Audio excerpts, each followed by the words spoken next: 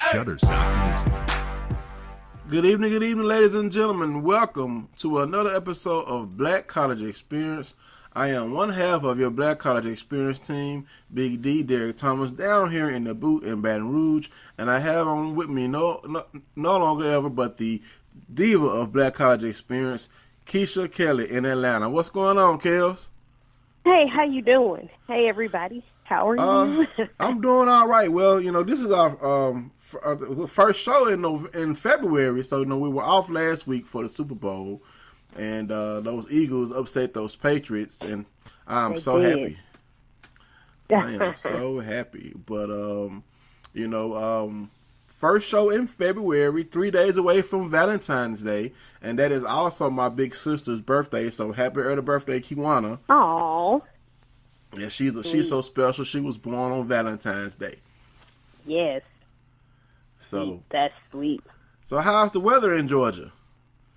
The weather in Georgia has been rainy. I think it's supposed to rain through Tuesday, Wednesday. So it's it creates a bad environment if you're outside doing things. I think it was rainy in Alabama, which created some difficulties for people celebrating Mardi Gras in Mobile. So, it is just hoping that everything kind of calms down for the next couple of days, for those people that are out there trying to enjoy those festivities. Because one of the worst things to mess up any event is inclement weather, be it rain, snow, stuff like that. Weather, just cold, we can deal with. Heat, we can deal with because we can bundle up and things of that nature. But rain, you can't. It's one of those things that, you just can't get away from. Right. But let's go ahead and hop into this show because we got a full show for y'all. We do. We have Coach Brian Johnson coming on in the second half, which of course is my alumnus. He's a former coach at Southern University, a former coach at UGA, and now current coach at Alcorn State University. Brian is also an Olympian. He's also track and field and basketball from Southern, and he's an SU Hall of Famer. So that's a little bit about Brian. Right. I gave you the rundown of Brian before Brian even comes on the phone. Brian is a really good friend of mine, so I get excited when we talk about Brian. But let's go ahead and hop into this weekend. So much stuff has gone on. This week was National Signing Day. Right. Had a lot of great people pick up a lot of great recruits, and hopefully, like you said, some of these guys will call in sometime during this show. First, we'll kick this off here, Atlanta, Georgia, Black College Hall of Fame. Got to give it up to your boy out of Bowie State, Amir Hall. I'm his biggest fan down here. I've been talking about him for 2 years. That's it. You're an Amir Hall fan. So when I saw that he won as the Black College Football Hall of Fame Player of the Year, very excited for him. He is a junior quarterback that was selected for the 2017. He was the recipient of that Deacon Jones Trophy, which is, of course, is named in the honor of the football legend. And of course, hey, what school did he go to? He went to Bowie State, is where he came out of. No, the namesake of the trophy. I don't remember. You know what? I'm going to tell you. Mississippi Valley State, that's where Deacon Jones went to college. That's where he went to college. You know I do. Just want to say I didn't know. You just want to prank jokes on me. That's all right, though. But, and it was one of those things. Of course, you had Doug Williams, which is always great, him here. And then you had other guys that were in, you had the whole class that was inducted. You had 6 people, I want to say 6 people that were inducted. But once again, congratulations to Amir Hall being named Black College Football Hall of Fame. Man, the kid has some incredible stats. Yes. I know, he did he led the Bulldogs in the 9-2 regular season berth and a record and a berth to the NCAA Division II playoffs. He threw for 3,519 yards and 41 touchdowns in 11 games. He completed 65% of his passes while throwing just 4 interceptions and 381 attempts, leading the nation's top Division II offense. He also threw for at least 300 yards in a game, 7 times surpassed 400 yards twice. He also accounted for 294 points between passing and rushing touchdowns. So, Again, congratulations to him coming out of the CIAA, and that's Bowie State. That is quarterback Amir Hall. Right, and you know what, Kels?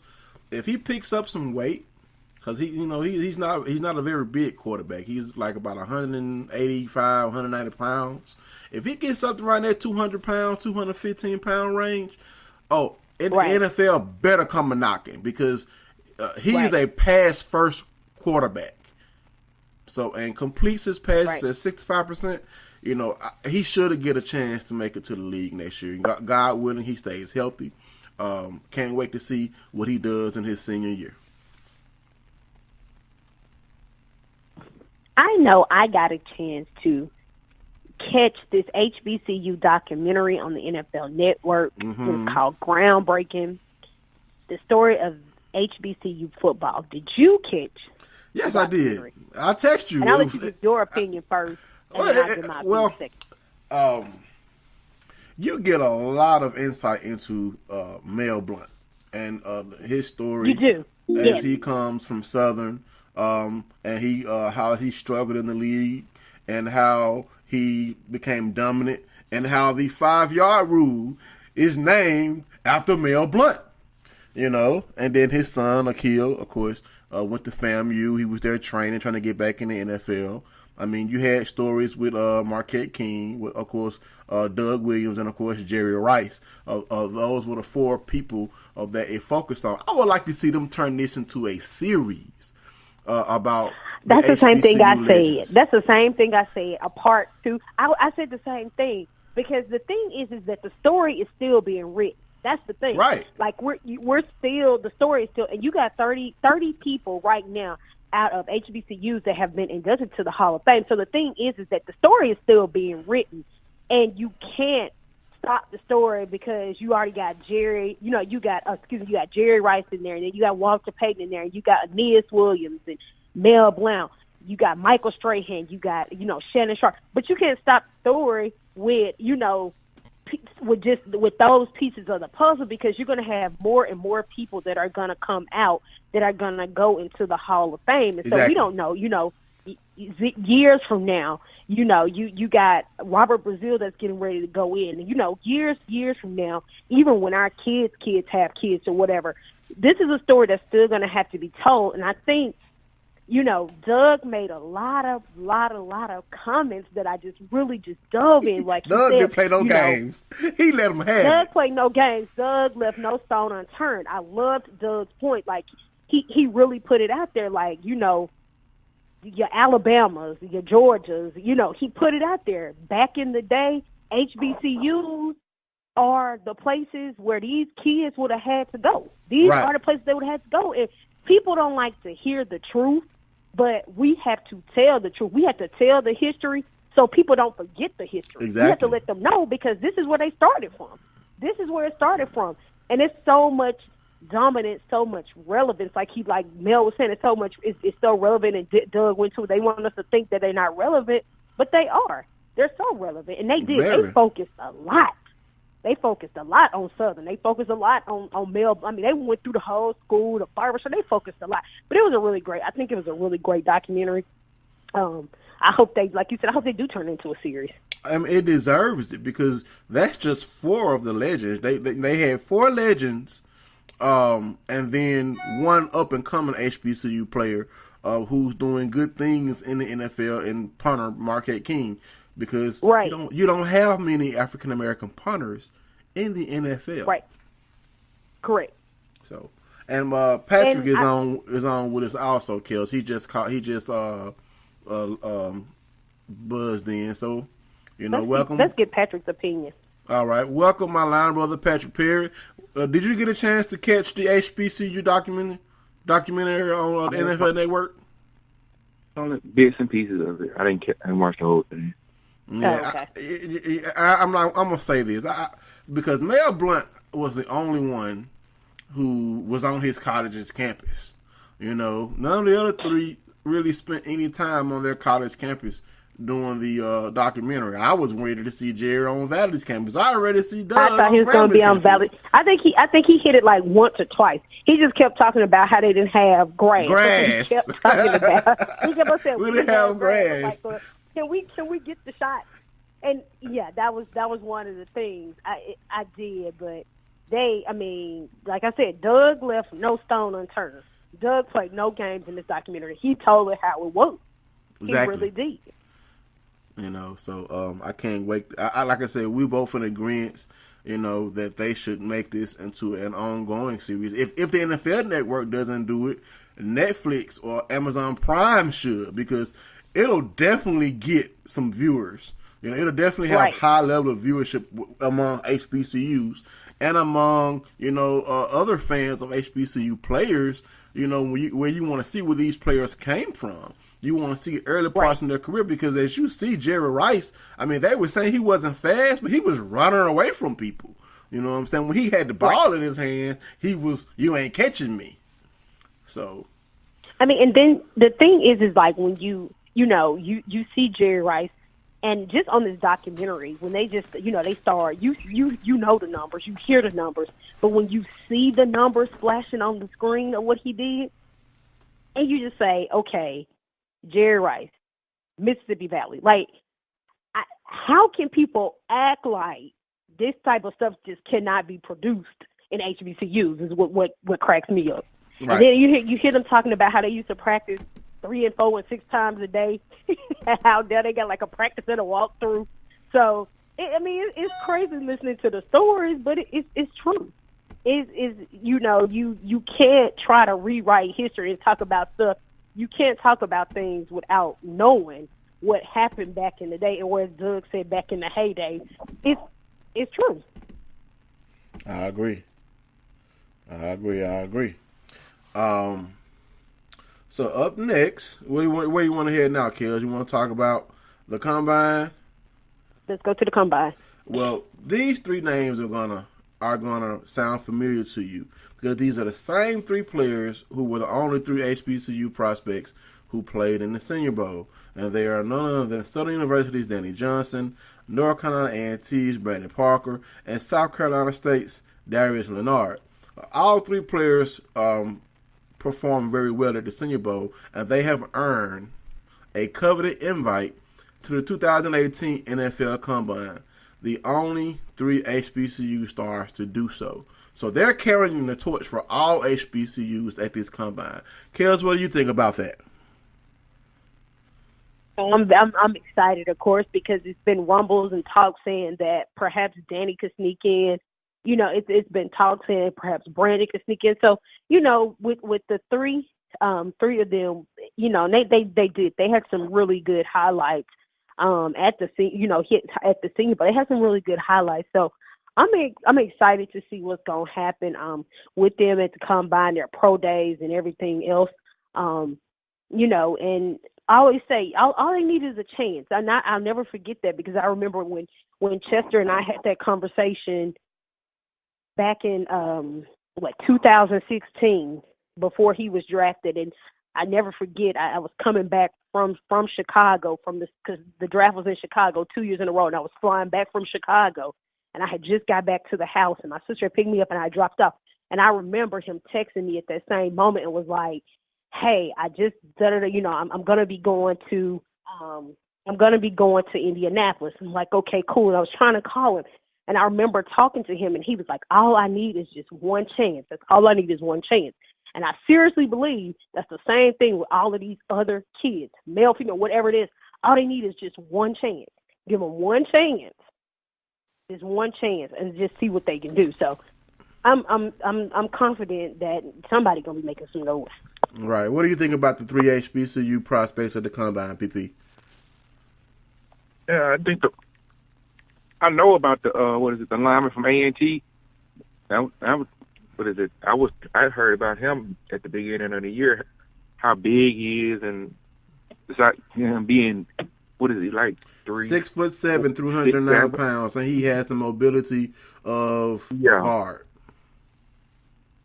Yeah, so when that's all they were talking, bringing him up in the Celebration Bowls, when they went undefeated, they're pretty much, they just kept, he was getting drafted, but the other 2, I'm surprised that they didn't. I think Carter going to get drafted anyway, but I'm surprised they didn't invite him, you know what I'm saying? I'm surprised too. I would have thought that he would have gotten an invite. Mr. Excitement from Grambling. But of course, he'll get a chance to show what he can do at Grambling's Pro Day. So yeah. I think all three of these players have a chance to get drafted.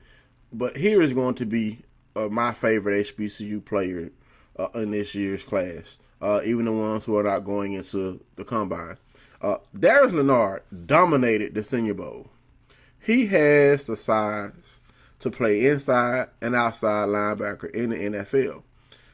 I think his versatility will help him as he transitions from college ball to the NFL. I think a team like, and I hate to say this, Lord, I hate to say this, but the New England Patriots take prospects like Darius Leonard and turn them into Pro Bowlers. I don't want him to go to the Patriots because, I'd rather him go to my team, Kansas City, because we need a linebacker because Derrick Johnson and them getting old. But he's a type of player, he's a throwback, and that's the type of player that Bill Belichick likes. I mean, he likes a player that's versatile, that can play the run, that can play the pass, that can pass rush. Darius Leonard can do all three. I mean, he's just your every down linebacker. He's my sleeper for HBCU prospects in this draft. So, all right. Up next, Kels talked about Robert Brazile getting inducted into the NFL Hall of Fame. And, I mean, if you haven't seen our write-up about Robert Brazile, you need to go check it out. I listed all of his accolades, a nice video from when he was named the Tums Oilers all-time neutralizer. I mean, nicknamed Dr. Doom. Everyone wants to say that Lawrence Taylor was the premier outside linebacker. Robert Brazile was getting sacks like they were nothing, even before sacks were counted. They say he had 11 official, 48 unofficial. I'm going to say he probably had more than 48 unofficial sacks. I mean, he was a pure beast in the backfield. He was a true triple threat linebacker, and that he could pass rush, he could cover, and he could stop the run. So, long time waiting for him to get into the NFL Hall of Fame. I got a chance to watch his video. Did y'all see his video where he accepted? He was so happy. He was so humble. He was just ecstatic that he got the call, y'all. Right. So we have a caller on the line, area code 225, last 4 2171. You on with the Black College Experience? Who do we have? Probably Brian. This is Brian Johnson. Oh, wow. Yeah, we have our guest of honor here. Well, Kels, this is your alum. Now we're even. I'm always saying I'm surrounded by Jaguars. Now we got 2 Delta Devils and 2 Jaguars on this call. So I feel I got some backup. But Kels, go ahead and introduce our guest. Look, Brian split his time because he part Alcorn and part Southern. So look, he half and half right now. But of course, once again, this is Brian Johnson. I just said Brian is former. He's Southern University, of course. He ran track. He did basketball. So of course you a double sport. Brian was there in '99 to 2003 with me as well. Brian has coached at Southern. Brian has coached at UGA. Brian has also now and is currently coaching at Alcorn. So I'm gonna let Brian tell Brian's story. I'm not gonna give you Brian's. So I'm gonna let Brian tell his story. All right, Mr. Okay, Brian. all right. I have a problem for that. Well, as Keith said, I am Brian Johnson. Went to Southern from '99 to 2003. Was a dual sport. Played basketball and ran track. Won nationals.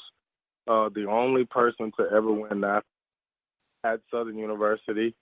Went on to go to the Olympics. Was a professional athlete from 2003 to 2010 until I finished my career.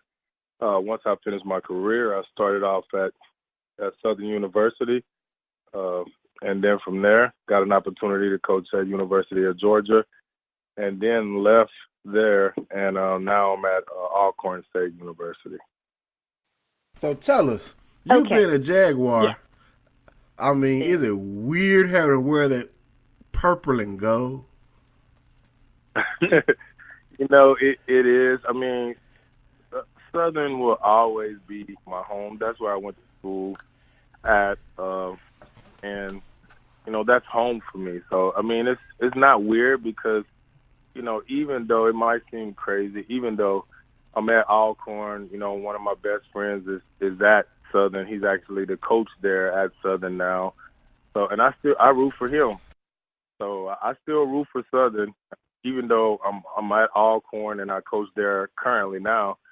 You know, Southern will always be my school.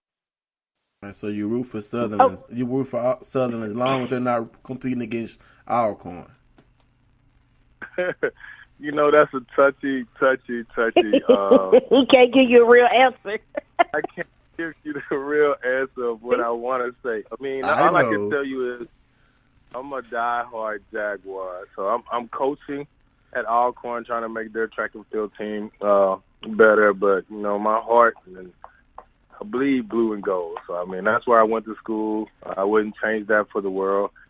And you know, I'm just currently at Alcorn making their team better. So I mean, that's just how it is. But I'm a Jaguar for life. That's the truth. So, Brian, let me ask you this. We do, because we talk about this all the time. You talk about a transition. You talk about an HBCU, and you talk about a PWI, and you talk about a major, because UGA is a major program or a major school. Tell us the differences going between a HBCU. Yeah, and the difference in it. A Power 5? Right. I mean, in all honesty, guys, the main difference in between HBCUs and the Power 5 is money. So, I mean, we probably lose kids, you know, at the HBCU level because of, you know, the money aspect of it. That's probably the biggest thing, the biggest difference. And, you know, you deal with resources and, you know, you got to be a tough person to be at a HBCU. It's totally different, you know, how things operate and, you know, what's expected of you with, you know, not as many resources as you would get at a Power 5 school. So, for instance, in the SWAC, track and field-wise, you're not going to see programs with 6 coaches. So the most you might see is 4. So, and that's just with the programs, you know, such as like Alabama State, you know, or schools like PV. But for the most part, you're going to see 2 to 3 coaches. So, I mean, it's just a difference. Just money. I would have to say money is probably the biggest thing that separates HBCUs from the big Power 5 schools. Okay. So you decided you coached, or excuse me, you played basketball. You also ran track. How did you make the decision that, hey, I want to be a track coach instead of going to be a basketball coach? Well, I just kind of fell into track and field. So basketball is my first love. Man, I would coach basketball today if I could, but I don't know. I've always pulled myself to basketball, but my life's always pulled me to track and field. And so once I got out of running professionally, I didn't have the experience needed in order to be a basketball coach. So I just went with what I knew, and I knew track and field. I was around it. I had experience in it, and I had good mentors in track and field as well as basketball. But you know, I had a better relationship with track and field and getting to know people. So most people knew me for track and field, and not so much for basketball. So, but if it was me, I would have it the other way around. But that's just not the way the good Lord, you know, chose my life to be. Exactly. Well, I'm gonna say this: why you ain't go coach at Valley? Why you had to go to Alcorn since you in Mississippi? We want our track team to be better. We want a Hall of Fame coach. I'm just saying. Well, you know, I mean, it doesn't work that way. So, like, if life was that easy, we Valley would have, the type of coach that they need. And Valley has a good coach. I know. I'm just I playing. mean, they're doing good there at Valley, but I don't know. That job was open. I mean, whenever I was at UGA, the head coach got released, and you guys know how that goes. When the head coach gets released, then, you know, everybody is susceptible of getting released. And I was just one of those guys who got released, and Alcorn was there, and, you know, it was closer to the home. So that's the reason why Alcorn was chosen for me. Right. Now, how long have you been coaching at Alcorn? This is going into my third season. Your third year. And we're doing well. When I first got there, we were only scoring 3 to 4 points on the women and about 5 on the men. So we're up in the 60s now. So indoor championships is next week. So I'm hoping, you know, to move up. My goal is to finish 4th on the women and try to finish 4th on the men. I feel like if I could do that, then I would be challenging for the championship next year. So that's my goal. Right. Is to just move up 2 to 3 spots every season. Right. So you want to improve the program to the point to where you can bring that trophy to Lorman. That's what you want to do, right? Yeah, well, that's the plan. That's the reason why we coach to get that trophy. So, yeah, it's never been done. It's only been done once on the women's side, and it's never been done on the men's side. So that's a big, huge challenge for me that, you know, I'm up for. So I just want to change the culture of track and field at Alcorn and make us into a winning program. Right. So how are you able to juggle coaching men's and women's track?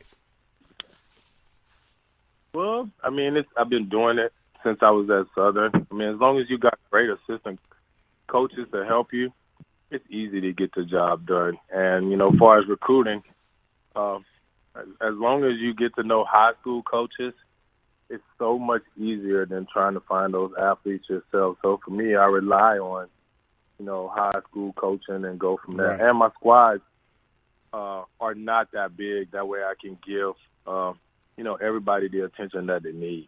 Right. So you focus on building a recruiting network so that coaches can say, hey, I got a kid that's talented, looking for a place where they can compete. You know, and then when you go and watch them, you see what they have, and if you can offer them a spot, it kind of works like that. Yeah, it kind of works like that. So either I reach out to the high school coach about an athlete that, you know, they have that we might be interested in, or that could, you know, help further our program. Then I reach out. Or sometimes it's the other way around. The high school coaches reaches out to us. And, you know, it's upon me to decide if I'm going to, if that athlete can help my program. Or, you know, the athlete can reach out to us by, you know, telephone or by email. Goes that way as well. So, but the main it works. So, yes, sir. And do you have a recruiting footprint you want to focus on? Do you Mississippi, Louisiana, or will you take a prospect from anywhere that has the talent? Anywhere. So I don't just recruit in Mississippi or Louisiana. I just go after the best athletes that I can get. So I wouldn't care if they came from Hawaii or Jamaica or China. It wouldn't matter to me as long as that athlete's coming in and is contributing to making our program better. Right. So do you miss playing basketball?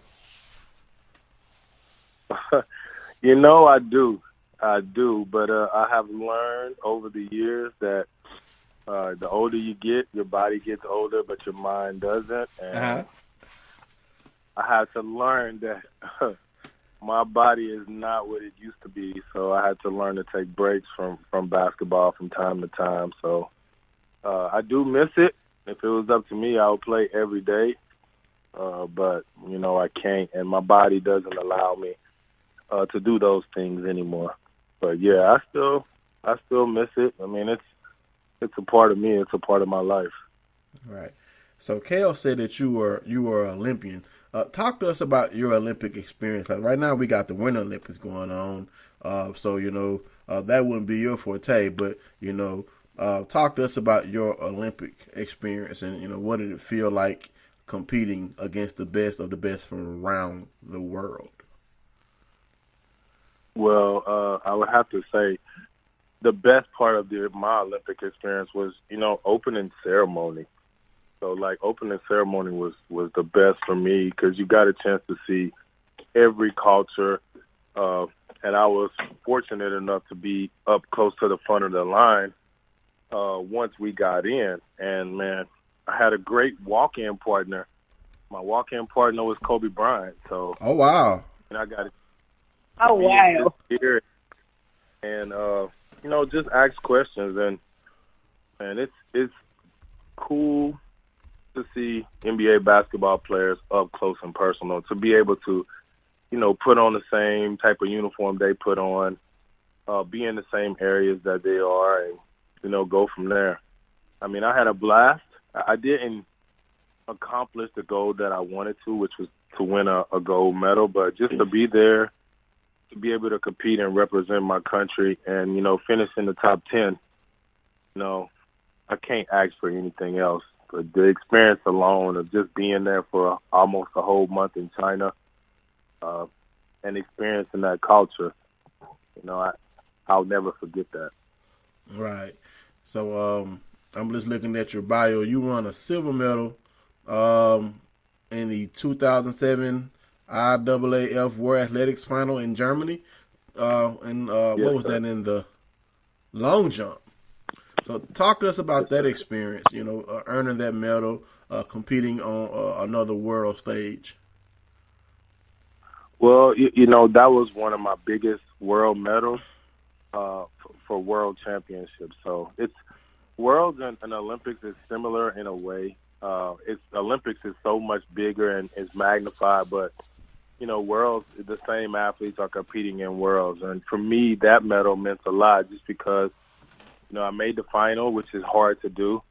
And from there, I got an opportunity to put a jump in that was leading all the way up until the last and final round. And just to come out with a silver medal, I can't take anything away from that. Just to have a medal to say, hey, I was in Stuttgart, Germany, competing against thousands of people at Worlds, and I was able to get a second place medal. So, man, you can't take anything from that. Track and field is so much bigger in Europe. You could get 100,000 people watching a track meet in Europe. So life over there, as far as sports and track and field, is totally different here. So that experience was awesome, just jumping in front of 100,000 people and, medaling. So, which is, hard to do these days. So, I appreciate what I did and, some of the stuff that I accomplished, and I'm grateful for it. Right. Chaos? Okay, Coach. So I know you have so many accolades and so many things that you have, so many goals I know that you set and goals that you have achieved, and some I'm sure that you went over and beyond to get. So you have children of your own. Do any of your children run track, play any sports, or do anything? Because now if they're walking in your footsteps, they have some really big shoes to fill. Do any of your children do any of the same things? Well, they are hoopers, and they are not track runners. So, in a way, I'm kind of glad, that they're not, running track. So, because in the sports world, you're always compared to, what your father did, and right. They measure what your parents did. So for me, my sons are hoopers, and they're big on that. My daughter, unfortunately, doesn't take a liking to sports. She's into dance, so which is great for me. I'm supportive with no matter what they do. So if they didn't play sports, I would still be a supportive dad. But now my boys are hoopers. That's what they live, breathe, and that's what we do around here. So go to basketball games and yell at the referees from time to time. So that's our pastimes. That's what I do with my pastimes now. Are they currently playing on teams? Do they play for the school or recreation? Well, right now they just play for the YMCA league. So that's just what they're doing. My son was playing for the middle school league, but it's now over. So now he's just playing in the YMCA. So I try to keep him busy and keep him, in sports as much as I can, especially if it's something that they want to do. As long as they're bringing home good grades, I don't mind, letting them be on as many teams as, I can handle. But they're just doing the YMCA leagues right now. Okay. Now, oftentimes, we all have a role model. We all have role models, somebody that we looked up to. Who would you say, if you could pick just one specific person, would have been your role model? Because once again, you're looking at all the things, looking at where you started from. I always wanted to win. This is and this. So I mean, at an early age, it's definitely obvious that you were competitive at a younger age. Who would you say was your role model? Just one person, starting at a very early age. Well, for me, my father was probably like my biggest role model. I got an opportunity to not watch him play, but to see some of his accolades. But, growing up as a teenager, Michael Jordan, I wanted to be just like him. I wanted to dominate games just like him. So, that was my role model. I wanted to, be better than, what he was. So if I had to say anything, it started off with my father. My father was a baseball player at Southern. He actually played with Roger Kadar at the same time. So, and from there, once my basketball took off in high school, and even into college, everybody wants to be like Mike. So I was one of those guys who, just wanted to imitate everything he did and wanted to accomplish the things that he accomplished in life. And you didn't want to play baseball, though? Oh, no. Baseball just wasn't my thing. I did it whenever I was in elementary school for a little while, but I was a hooper. That's what I live, breathe. I missed high school prom to go to a basketball camp. So that's just what I wanted to do. You don't hear that every day. I didn't hear you. You don't hear that every day. Missing prom to go to a basketball camp? That's it. You no. No. Yeah, during that time, prom wasn't as important to me. Looking back, I wish I would have went, but at the same time, I learned and I was able to develop. So I looked at it as, I'm going somewhere to help develop me to be a better athlete, better, future man. That's the way I looked at it at the time, just a learning lesson. And for me, at that point in my life, I wanted to learn more than to go to prom at the time. Right. Now, you said earlier that the indoor championships are coming up soon. Talk to us about some of your athletes that have a chance to, be successful in the upcoming events. Oh, well, I do have the defending swag champion in the 400. Her name is Jessica Ransom. She won it last year. And we've added a ton of new freshman people that have already started.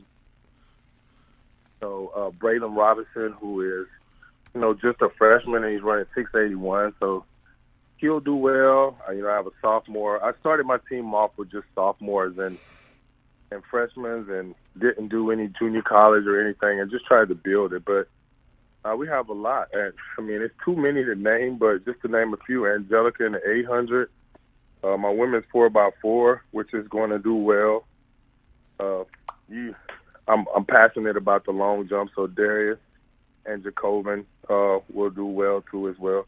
We have a little group that's going to, I think, surprise some people in conference. Alcorn just had this thing to where it hasn't been, that good in track and field, and it's slowly changing into where we're trying to surprise some people and, just put Alcorn track and field on the map. So, but it's a few. I would have to say maybe about like 10 to 15 athletes, men and women, together combined.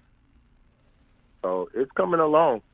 I'm just hoping to, get my place and place high in the conference. So when we get to outdoor where there's more events, we might be able to have a shot to finish in the top 3.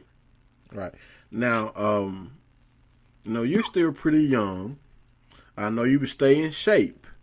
Do you get out there and show, your athletes, especially the young men and women who compete in the young long jump, how a Hall of Famer, SWAC champion, or silver medalist in the world, how to do it? Do you get out there and demonstrate, or you just teach another way? Do you show them that you still got it? Not, now I don't. I used to just try to show the basic technique of how to do it if it's needed. I would say that, but if it's not needed, then no, sir. I don't try to show them. So nowadays, most kids don't even, know who I am or any of my accomplishments. And my kids, they don't even see me that way. They just see me as Coach Johnson. Yeah. And that's just, it's just how it is. I actually like it better that way. But no, if I have to, it's a mild demonstration, but it's not going into like competition level where I'm competing against them or trying to cover a certain distance. So I'll just tell them, Coach did his thing back in the day, and that's about it. But no, I don't demonstrate too much. I'm getting old, man. I'm 37, so them bones don't work. Yeah, that is old. Tom Brady still going at 40. Who's still going? Tom Brady. And I'm not a Brady fan. I wanted him to lose so bad, and I got my wish. Yeah. But Tom different, man. He's sitting there behind the line, and all he got to do is throw. I know. I was just saying. Because when you have an athlete of your caliber, and like you just said, your athletes don't look at you as the Olympian, as the Hall of Famer, as the champion. They look at you as coach. And like I said, you like it like that. You don't want them to try to measure up to what you accomplished. You're trying to get them to blaze their own trail. Correct? Correct. Yeah, I just think that's how it should be. So for me, I don't want to add any unneeded or unwanted pressure for them, to have to perform. For me, it's more, I want you to perform for you, and not because your coach did this. So for me, it's all about, just making sure that they go to school, making sure they're getting their education, and making sure they come to practice and do what they're supposed to do whenever it's meet time. So that's my biggest thing right now.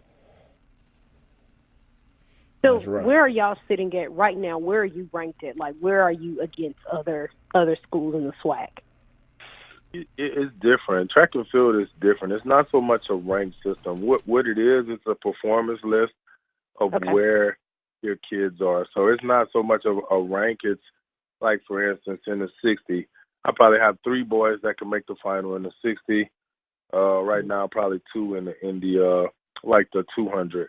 So you just never know. The performances, you just got to get it done on that day. So it's not like basketball or there's no preseason rankings. You just got to perform with your athletes on that day. And for us, it's going to be, Thursday. That's the most important day. It's the prelim day, and the goal is to try to get as many athletes in the finals as possible. So you could be, you could have a whole bunch of kids in the top 5 going into the meet, but doesn't mean that, on that day they're going to perform and give you what they need on that day. So it really doesn't matter. Ranking doesn't matter. So, and I'm kind of glad that they don't have that for track and field. So we just got to go out there and perform on that day, and that's all I ask them is to, represent the school, represent your coaches, and, represent yourself, and just put forth a honest effort. So that's, as long as they're doing that, I can't ask for anything else. Okay. Derek, you have anything else? No, I don't. I'm just glad that that an athlete like you from Louisiana got a chance to live his dream, and accomplish so many great things, and you came back home. Not necessarily home to Southern, but you came back home to an HBCU to create the next great track athlete, and I think that's important. because you may not view yourself as a legend, but you are. Southern views you as a legend. I view you as a legend for what you've accomplished, and for I you to view you as my friend. well, I mean, I'm just getting to know him, just reading his accolades. Like, man, this guy's accomplished a lot. I mean, to come back home. Seriously, yeah. If you look at the accolades down the paper, I don't think I realized until you sent me the actual list of how many things you had done. You know, I'm just looking like, okay, Brian played basketball. Brian was track and field. Brian the Olympian. When I started looking at the list, yeah, he's a swag the legend. List was long. Yeah. I can't really use the choice words I wanted to say, but I started looking and I was like, yeah. And for him to come home and create and try to instill and build the next great HBCU track athlete, I think that says a lot about his character and what he wants to do in his career. I mean, because you could have went anywhere to coach after you left Georgia. Right. You came home, and I think that's awesome. You know, Alcorn is definitely going to be benefit from having someone like you coach their track and field program. And like you said, your goal is basically to improve the program and turn it around. And I think you're on the way to doing that. After the indoor track and field is completed, you know, you like you said, you're family now, and anybody that's a guest, you're family. You can call in next Sunday or whenever the competition is completed, and just give us an update on how you did. You know, your goals. Did you exceed or meet your goals? And what are your expectations for outdoor? So hopefully you'll have time in your schedule to call in and give us an update on your results at the indoor track and field competition. And I'm very glad that Kels had you on, even though, if PP wasn't on the phone, even though, I would be surrounded by Jaguars like I always am, it's always me. The Jaguars, they rule. And 2 Jaguars, and then you just happen to be part Brave too. So, but I'm thankful that you came on, and hopefully you'll be able to come on more and visit with us. Maybe some of your athletes will call in and talk to us about how their progression during the season, and just talk about, the legacy or the change that you're bringing into the program. I'm just glad to see someone come home and, grow the HBCU program like you're growing it. Well, I appreciate it, man. That's the journey, man, to do that in the HBCU. So I know, we see it in the big schools, but for me, it's that challenge to, bring it back to where it used to be. Before the big schools used to, do their thing. The HBCUs used to be the bomb in every sport, that was played back in the day. So for me, that's the challenge, is to, get the program that I'm at back to, star status, to do things that, is unheard of.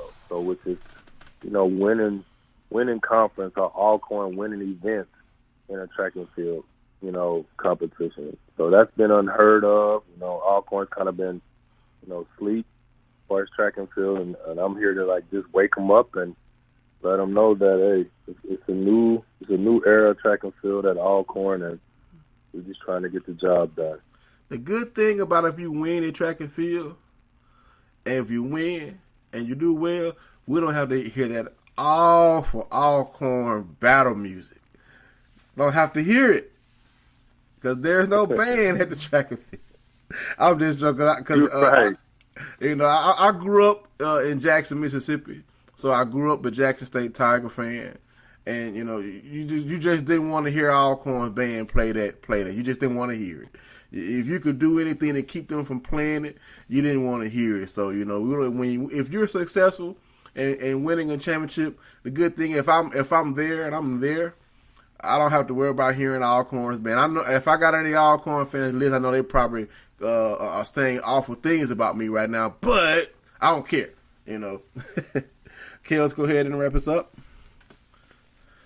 We really do appreciate you for coming on, Coach. Of course, we do wish you luck in the rest of your season with the championships and everything coming up.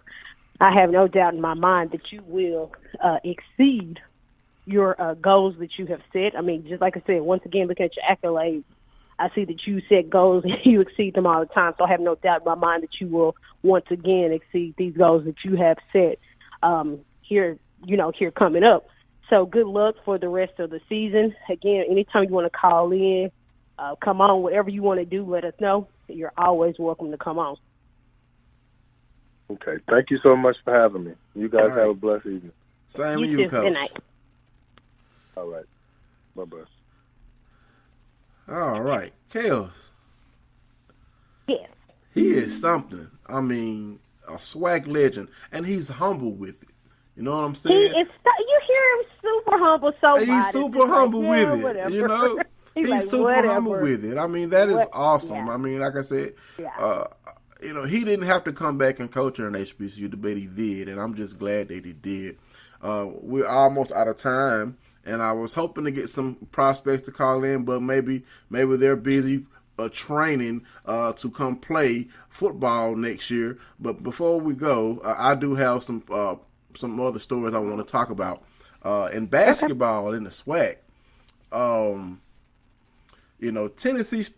Texas Southern, I guess they got tired of losing, Kels. They brought back their big gun in DeMontre Jefferson. No, he had been suspended for a while, and he's back. So, what do you think about them bringing him back? Is he going to change anything?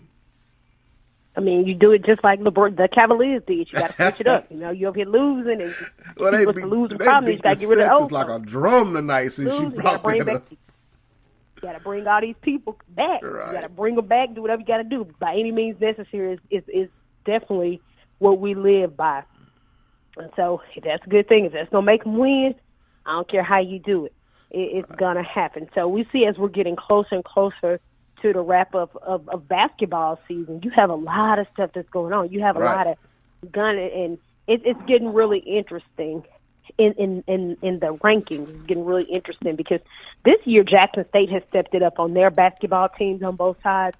University of Arkansas Pine Bluff stepped it up on their side. Y'all beat them last night. Yeah, so it's getting really interesting. It's getting really good. In these basketball things. Southern did come out of their softball. They opened up their season opener on Friday, 3-1. They beat Howard. So one time for the SWAC over the MEAC. So it is. We're going into baseball. We're going into baseball season. Morehouse did beat their opponents today. You're talking about baseball. You got basketball wrapping up. Softball's coming in there. You got tennis and bowling, track and field. So we got like 50 sports coming. Right. Tennis. We got so many sports coming. Alabama State swept Tennessee State men's and women's tennis today. I mean, I don't know why I thought you was going to say. I was going to say they didn't play them last night. Because I was like, what? But you said tennis. Alabama State, they beat Alabama A&M in basketball. So, and that's for people that don't know, and we'll go into this Morehouse thing as well. For people that don't know, some of the most storied rivals, Alabama State, Alabama A&M, very, very, very big rivals, football and basketball. Southern, you more so, of course, will be Bayou Classic, so it'll be football. Morehouse and Clark. I have never in my life sat through a basketball game like that. This game took place on Thursday. It was sold out, and it was standing room only. That was an overtime game, right? They went into 3 overtimes. Wow. 3 overtimes, and Morehouse won by 1 point, 97-96.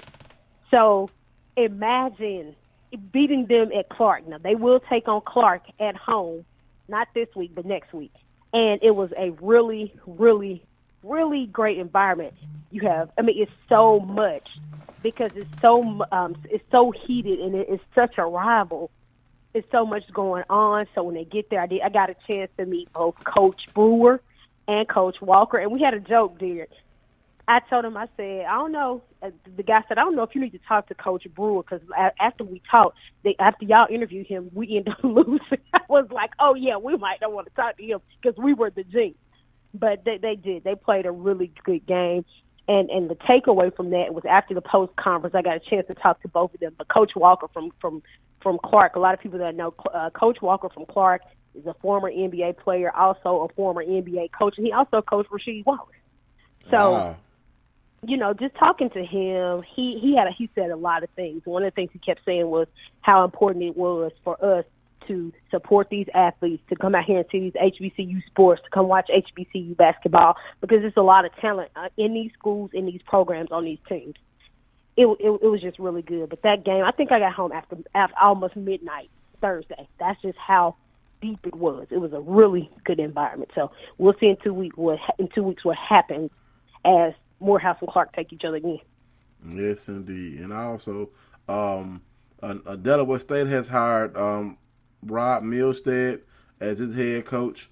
So that ends the carousel of HBCU head coaches. And also, Virginia State signs Reggie Barlow to an extension. There were rumors that he was going to Boat and go coach with the Raiders. He said he was staying, and he's staying. So, you know, he's going to continue building on his legacy at Virginia State. I know I'm glad that he didn't leave, because I'm glad that he's staying and going to continue to build up Virginia State into a quality HBCU program. So that's all I have as far as party notes. Just wanted to make sure we let everybody know the football coaches have all been signed, sealed, and they're preparing for next year. And spring sports now, baby. Oh, buddy, please be mindful that we have 2 basketball tournaments that's coming up. CIAA is coming up in Charlotte, and the SIAC is also coming up in Birmingham. It's going to be some really great basketball. I'll head over to Birmingham, I'm going to say probably on a Friday, make it a weekend, see what I can catch, see what I can see there. But it's going to be some great basketball. If you're in those areas, you can get out there and check them out.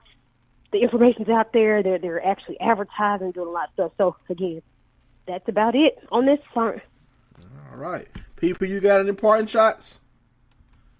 And All right. That's my line, brother, the silent assassin. Well, for Derek Thomas in Baton Rouge and Keisha Kelly in Atlanta, make sure you tune in next week, and we'll have another episode of Black College Experience, where we'll make sure we try to get in all of the HBCU news and nuggets. Peace out, everybody. Have a good rest of your week. Good night.